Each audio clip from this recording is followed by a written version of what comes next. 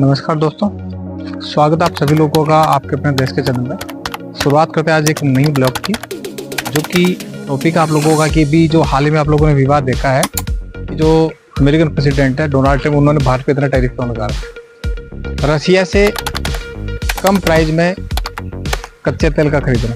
तो ये जो कच्चा तेल है ये अपन अकेला नहीं खरीद रहे, ये चाइना भी खरीद रही है और यूएसए खुद भी खरीद रहा है। लेकिन यूएसए को तो क्या है कि एक बहाना चाहिए टैरिफ लगाने का कि जो भारत है सीधा रशिया से कम दामों में क्रूड ऑयल खरीद रहा है। इसको भी एक पॉइंट बना रखा है यूएसए की गवर्नमेंट ने टैरिफ लगाने के लिए। अभी हाल ही में आप लोगों को पता होगा ऑपरेशन सिंदूर किया था भारतीय सरकार ने। तो ट्रम्प ये चाह रहे हैं कि जो युद्ध रुकवाया है ये ट्रम्प इसका सिर्फ खुद लेना चाह रहे हैं। लेकिन नरेंद्र मोदी ने अपनी जो सरकार इन्होंने इसे जो ट्रम्प का जो दावा है इस दावे को बिल्कुल खारिज कर दिया है। दोस्तों अभी हाल ही के कुछ दिनों में नरेंद्र मोदी ने अमेरिका की यात्रा की थी। तो उस टाइम में डोनाल्ड ट्रम्प ने क्या है कि नरेंद्र मोदी को यह कहा कि आप मेरा समर्थन करो शांति के नोबेल पुरस्कार के लिए। तो अभी पिछले 2-3 दिनों में सुनने में आ रहा है कि जो नरेंद्र मोदी है इन्होंने इस मामले में अपने हाथ पीछे कर लिए। मतलब ये है कि वो आपके डोनाल्ड ट्रम्प का बिल्कुल भी समर्थन नहीं करने वाले हैं शांति नोबेल के लिए। दोस्तों अब आप लोगों को मैं एक सबसे जो इम्पोर्टेंट फैक्टर वो बताने जा रहा हूँ।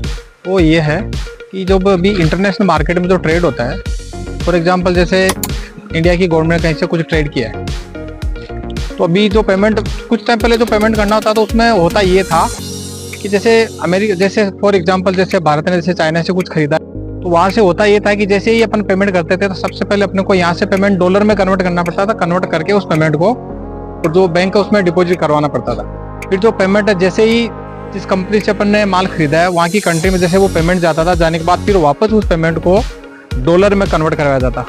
तो ये जो सारा मार्केट का जो खेल चलता था ना ये डॉलर के पीछे चलता था। अब भारतीय गवर्नमेंट ने क्या किया, जो अपना इंडिया का जो आरबीआई बैंक है, आरबीआई बैंक ने एक वोस्टर अकाउंट की फैसिलिटी लॉन्च की है। इस फैसिलिटी में होता ये है कि जो फॉरेन कंट्रियां हैं वो कंट्रियां क्या करती है कि जो अपने अकाउंट्स है अपने अकाउंट्स को इंडिया के जो बैंक से उनके अंदर ओपन कर सकती है। उसमें होता ये है इसमें डॉलर की जरूरत नहीं है। फॉर एग्जांपल जैसे मैं आप लोगों को बता दूं, जैसे भारत का मैंने आपको जापान का एग्जांपल दिया था।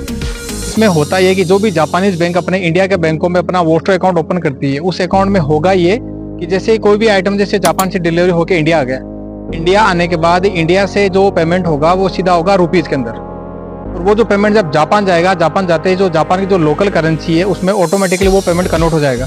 तो इस जो वोस्टर अकाउंट का जो फैसिलिटी है, इस फैसिलिटी में डॉलर को बिल्कुल बाईपास कर दिया गया है। तो अब आप लोग समझ सकते हो कि अभी तक जो वोस्टर की जो फैसिलिटी, वोस्टर अकाउंट की जो फैसिलिटी है, इस फैसिलिटी को अभी तक 30+ कंट्रीज ने इसको एक्सेप्ट कर लिया है। कहने का मतलब ये है कि 30+ जो कंट्रियाँ हैं वो अभी जो ट्रांजेक्शन हो रहा है पेमेंट का वो रुपए में हो रहा है, ना कि डॉलर में हो रहा है। तो इसका सीधा सा नुकसान किसको हो रहा है? इसका सीधा सा नुकसान हो रहा है आप लोगों के अमेरिकन गवर्नमेंट को। इसीलिए जो ट्रम्प सरकार है अपनी जो भारतीय सरकार इस पर इतनी बिलबिला रही है।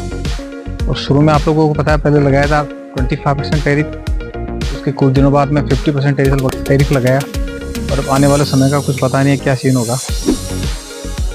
तो दोस्तों ये कुछ पॉइंट थे जो मैंने आप लोगों के साथ में शेयर किए हैं। उम्मीद करता हूँ आप लोगों को जो मेरा आज का ब्लॉग अच्छा लगा।